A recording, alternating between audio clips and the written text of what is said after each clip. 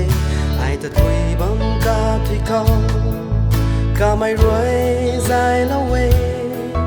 in theo mày khâu cây lâu mà khăng cả ban giá rồi cả găng cá thui ta dài lâu bấm mê anh này là thế cả mày rồi ta cần đa linh thì xưa lâu thế anh này là thế cả mày rồi cần đồng ta quay nó chỉ lâu về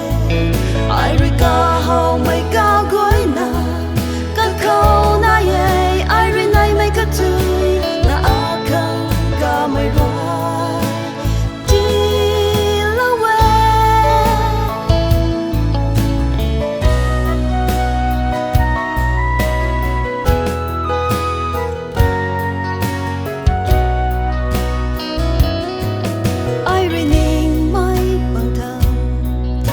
vẫn chỉ khăng gai mày cả mày rồi thì lâu quê cả mày rồi in gian na ai nên đã na thuan bầm ni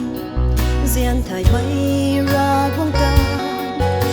khăng giang rồi cả na in bầu ta cả mày rồi in điều cái lâu ring xoang mày chỉ lâu khá ai này là thế cả mày